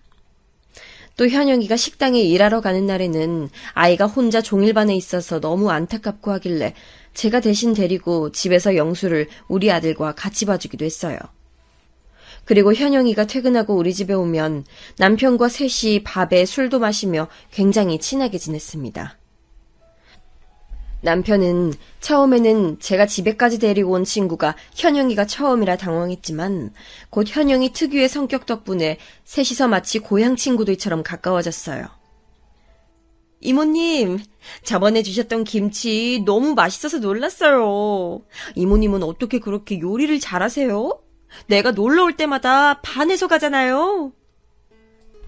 현영이는 부침성이 매우 좋아서 우리 집에서 일하시던 이모님들과도 친밀한 관계를 맺었는데 저는 그런 성격이 되지 못해서 그저 부러워했었죠. 그래서 현영이와 영수 그리고 우리 가족 셋까지 같이 여행도 가고 심지어 제 고향에도 데리고 가서 우리 아빠와 작은 오빠에게 소개도 해줬습니다. 현영이의 형편이 안 좋은 것은 이미 알고 있으니 저는 현영이와 만나면 모든 계산을 제가 하기도 하고 영수를 봐주면서 드는 돈에 대해 단 한 번도 요구하지도 않았습니다. 현영이는 늘 저에게 고맙다고 말했고 저는 시부모님이 돌아가시고 제일 우울했을 때 현영이와 말동무도 하고 다시 인생을 희망차게 살 수 있어서 정말 행복했어요. 그러다 아이들이 자라서 초등학교에 입학했고 저는 그때도 현영이와 가깝게 지내며 우리 집에 초대도 자주 하고 지내고 있었는데 어느 날 고향 친구가 저에게 조심스럽게 말을 꺼내더라고요. 나 너희 남편하고 그 현영이라는 친구를 본 것 같아. 나도 말을 할지 말지 고민 많았는데 아무래도 알려줘야 하는 것 같아서. 친구는 혹시 몰라 찍었다며 사진도 저에게 보여줬는데 둘이 근교 카페에서 웃고 있는 사진이었습니다. 누가 보면 둘이 부부인 것처럼 함께 웃고 있길래 저도 순간 의아함이 들어 그날 밤 남편에게 현영이와 카페에 갔었냐고 물어봤더니 남편은 잠시 당황하더니 저에게 말을 했어요. 조금 있으면 당신 생일이라 둘이 의논하느라 만났지.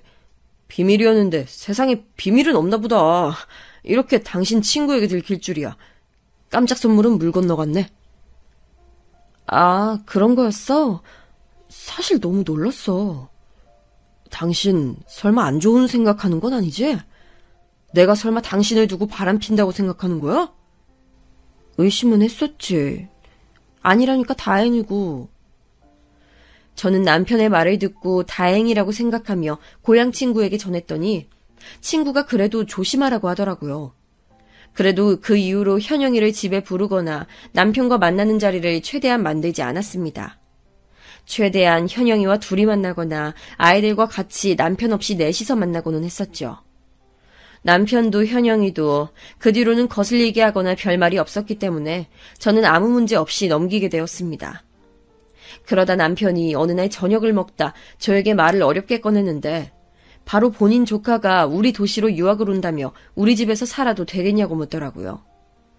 저는 돌아가신 시부모님이 생각나기도 하고 저도 학생 때 여기로 왔던 기억이 나서 알겠다고 하고 남편 조카를 데리고 살게 되었습니다.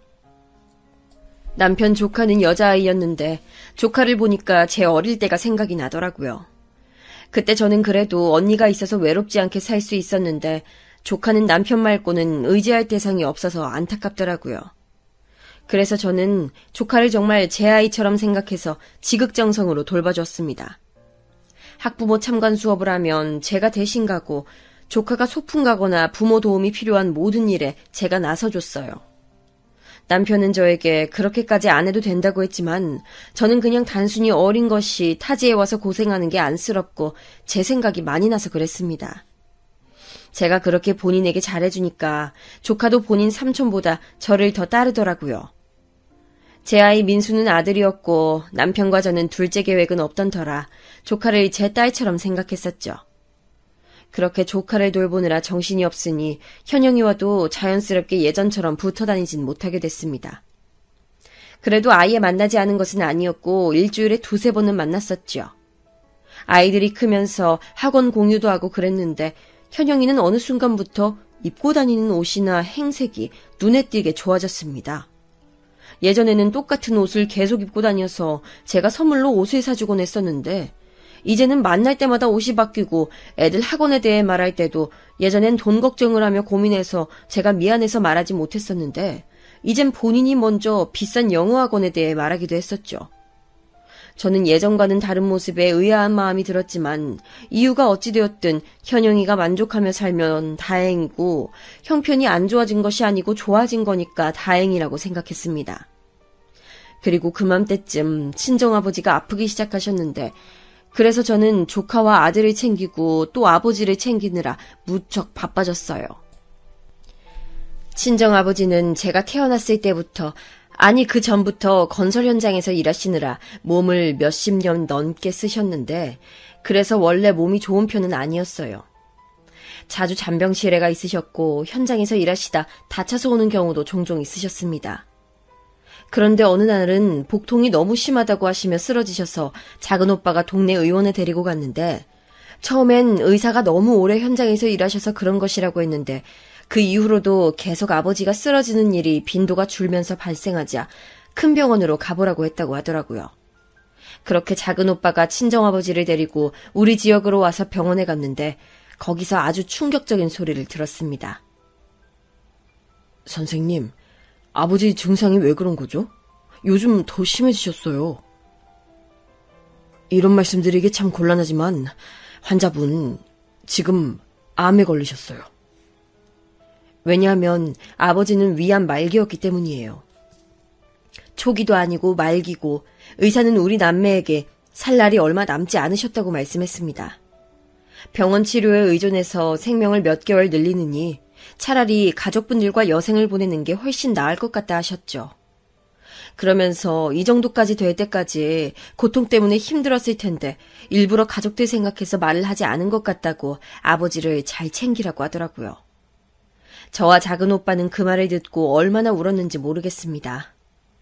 이 사실을 바로 큰 오빠와 언니에게도 알렸고 아버지에게도 사실대로 말했더니 아버지도 무슨 치료냐고 살 만큼 사셨다고 최소한의 치료만 하면서 고향에서 여생을 보내고 싶으시다고 하셨어요.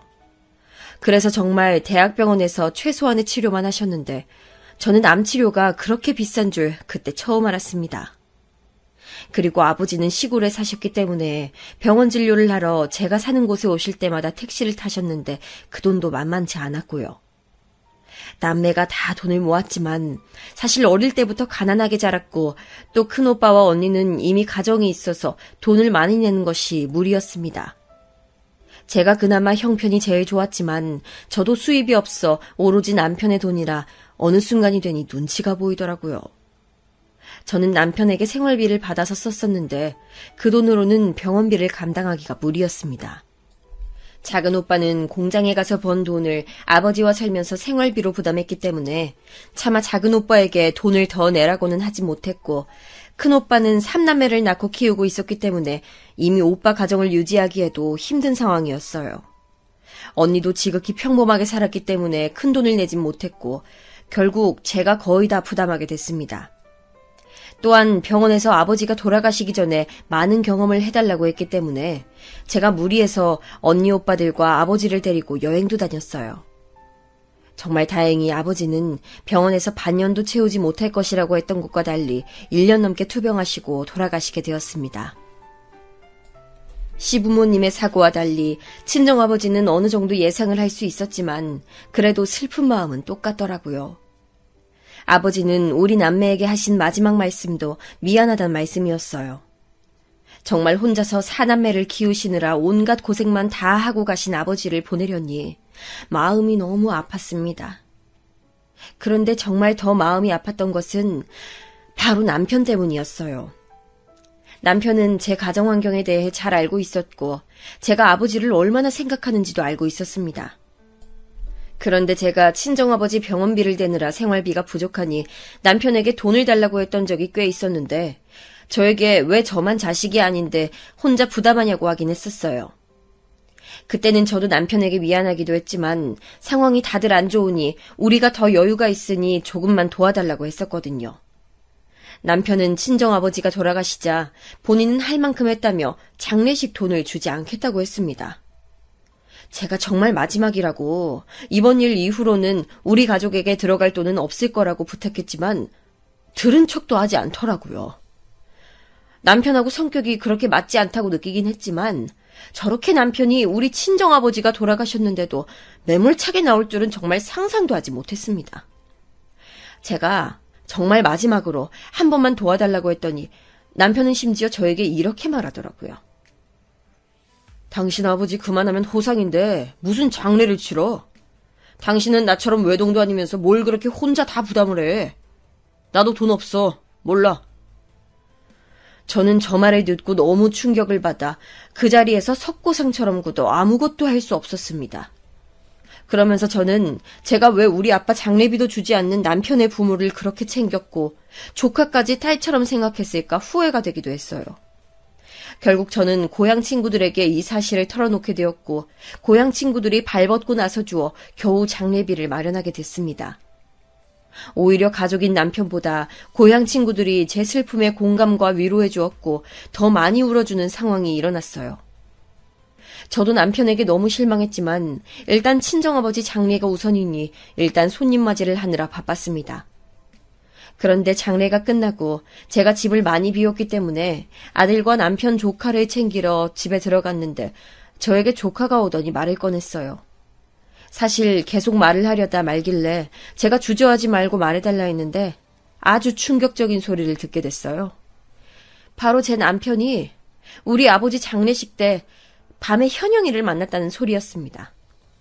현영이는 정말 고맙게도 장례식장에 와줬는데 조카가 혼자 집에 돌아가다 우연히 길을 잘못 들어 골목길로 가게 되었는데 거기서 남편과 현영이를 보았다고 하더라고요.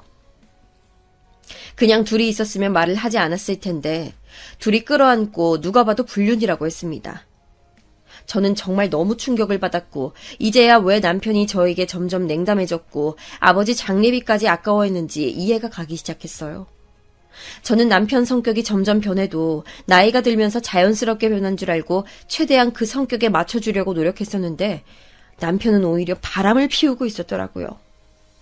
그러면서 예전에 제가 현영이와 친하게 지냈을 때 근교 카페에서 둘을 발견했던 친구가 해줬던 말도 생각이 났습니다.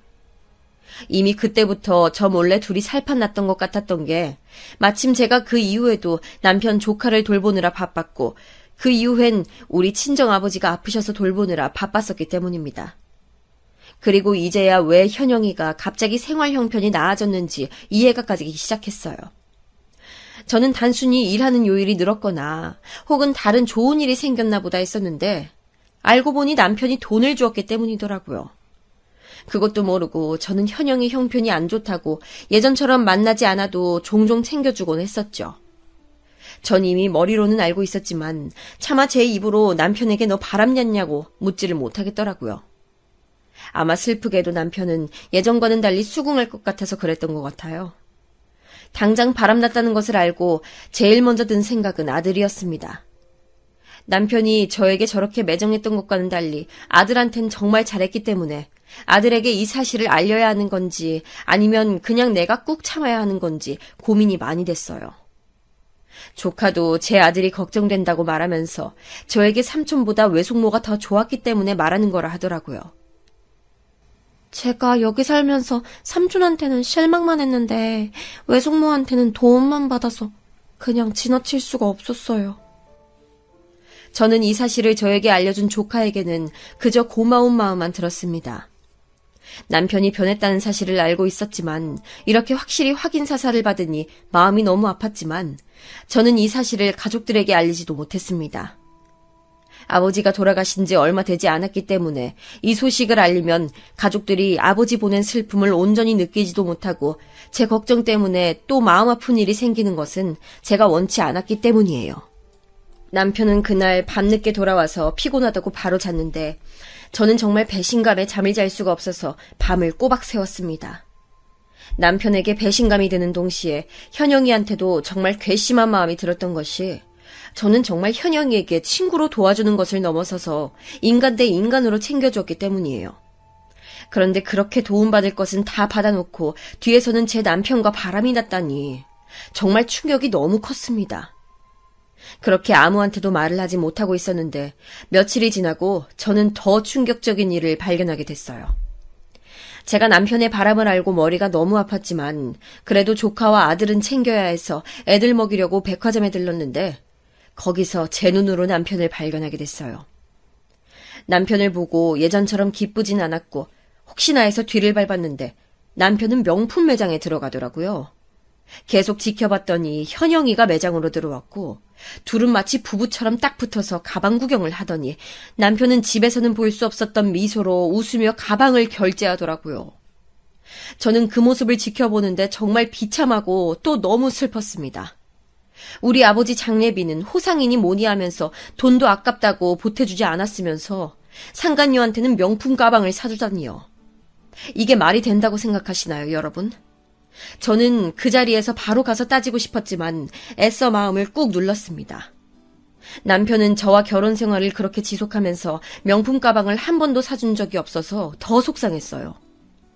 그렇게 충격적인 광경을 목격하고 집으로 돌아와 애들 밥을 먹이고 안방에 멍하게 있는데 남편이 들어왔습니다. 남편은 현영이한텐 정말 드라마에 나오는 남자처럼 환하게 웃어줬으면서 저는 본 척도 하지 않더라고요. 저는 정말 너무 비참했지만 더 슬펐던 것은 제가 따진다고 해결될 일이 아니라는 점이었어요. 저는 가난했고 경제력도 없었기 때문에 정말 남편의 바람을 알고 있어도 할 수 있는 게 없었기 때문에 막막했습니다.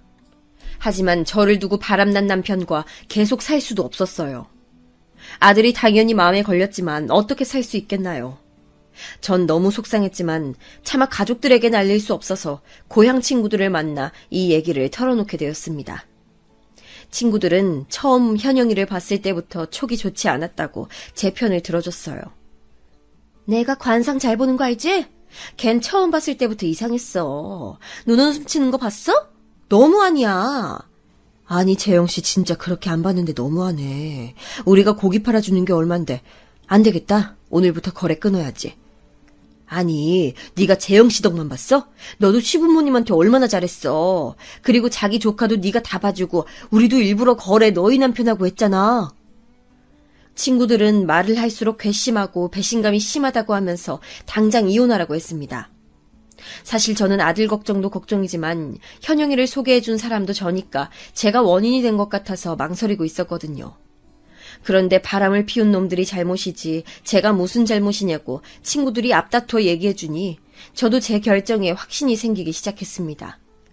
그러면서 정말 바로 고기 납품을 끊었고 그 소식을 들었는지 남편은 저에게 묻기 시작했어요. 당신 현영이랑 바람 폈지? 나 다 알아. 심지어 내가 봤어. 뭐라고? 누가 그래? 예전부터 정말 왜 그래? 당신 의부증이야. 내가 두 눈으로 똑똑히 봤어. 우리 아빠 장례비는 아깝다고 주지도 않더니 현영이한테는 가방까지 사주더라. 당신 나한테 명품 선물해준 적 있어? 그건 또 어떻게 알았어? 당신 이제 미행까지 해? 진짜 무섭다. 의부증도 적당히 해야지. 의부증이 아니고 당신이 바람 피운 거 맞잖아. 당신이 어떻게 나한테 이래? 뭐? 아니, 야, 똑바로 말해. 너야말로 내가 너희 집에 해준 게 얼만데? 이 대화를 시작으로 남편과 저는 이혼하기로 했고 저는 가족들에게도 이 소식을 알렸습니다. 제가 속상해서 울면서 사실 장례비도 주지 않으려고 했었다고 하니 오빠들과 언니는 당장 이혼하라고 했어요. 저는 현영이한테 연락해서 내 남편과 바람 피웠냐고 하니까 글쎄 남편과 반응이 똑같았어요. 저보고 미행했냐고 무섭다고 막 그러길래 제가 불륜은 무섭지 않냐고 하니까 당당하더라고요. 저렇게 철판을 깔아야 불륜도 할 수 있나 봐요. 제가 이 소식을 고향 친구들에게 알리니까 친구들은 이대로 당할 수는 없다고 하며 아주 통쾌하게 복수해줬어요. 친구들은 고향 토박이었고 크게 장사를 하는 친구들은 제가 사는 도시의 상인회와도 아주 친했는데 남편이 바람났고 아주 몹쓸 놈이라고 소문을 내줬어요. 덕분에 남편은 입소문으로 사업이 크게 휘청하게 되었고 그렇게 잘 나가던 고기 장사도 접게 되었습니다. 그리고 친구들은 초등학교 행사에도 따라와서 현영이 아들을 보고 제가 그 유명한 불륜녀 아들이냐고 손가락질했고 현영이는 그 소문을 견디기 힘들었는지 어디로 사라졌어요. 남편은 현영이도 떠나고 본인 사업도 망해버리자 저에게 무릎 꿇고 본인이 미쳤었다고 이제 앞으로 절대 바람 피우지 않겠다고 저보고 제발 본인을 떠나지 말라고 빌었습니다. 저는 남편을 보면서 시부모님이 그렇게 애써서 키우신 사업을 망쳐버린 소감이 어떠냐고 하니까 땅을 치며 울더라고요.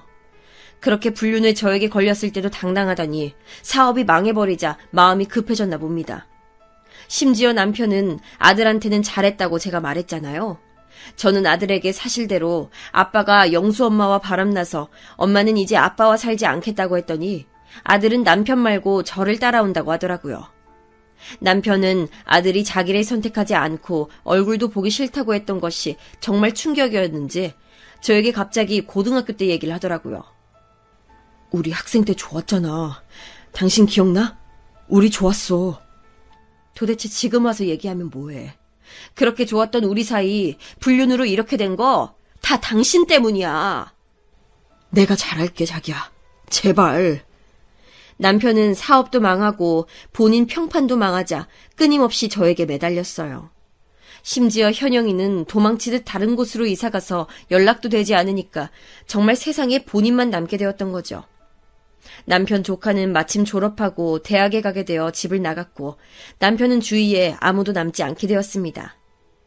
급기야 이혼해주지 않겠다고 드러누워서 저는 그동안 모았던 증거들을 법원에 제출까지 하게 됐어요. 당연히 법원에서는 이혼을 받아들였고 남편은 위자료까지 저에게 줘야 합니다. 저는 그렇게 아들을 데리고 고향으로 돌아왔어요. 아들의 교육을 위해 도시에 남을까 생각도 했지만 당장 제가 너무 머리가 복잡해서 잠시 고향으로 왔습니다. 고향으로 돌아오니 참 좋더라고요. 비록 우리 친정아버지는 안 계시지만 정말 든든한 제 고향 친구들과 작은 오빠가 있으니 마음이 얼마나 편한지 모르겠어요. 친구들은 저에게 그 썩을 놈 다시 연락 오면 본인들에게 말하라고 낯들고 찾아가겠다고 했습니다. 이렇게 든든한 친구들과 가족들이 있는데 왜 그동안 고민했던 걸까요? 생각해보면 저는 결혼 생활 내내 사실 남편과 그렇게 좋은 기억이 있지도 않습니다. 그 시절 좋았던 것들을 생각하면 죄다 시부모님과 관련돼 있었어요. 사실 시부모님만 생각하면 아직도 눈물이 나요. 그분들은 정말 좋으셨으니까요. 하지만 그렇다고 남편과 계속 살 순 없었죠. 남편은 그 뒤로도 잊을만 하면 연락이 왔지만 제가 이제 차단해서 이제는 어떻게 사는지 알 수 없습니다. 제 고향을 알고 있으니 올 수도 있는데 남편을 보면 낯들고 찾아온다는 친구들의 협박이 통했는지 코빼기도 보이지 않아요. 저는 그래서 요즘 아들과 제 친정집에서 아주 행복하게 지내고 있습니다. 파란만장했던 제 인생과 결혼생활 얘기는 여기까지입니다. 끝까지 들어주신 여러분 정말 감사합니다. 여러분들 인생에서는 늘 좋은 일만 있길 진심으로 바랍니다.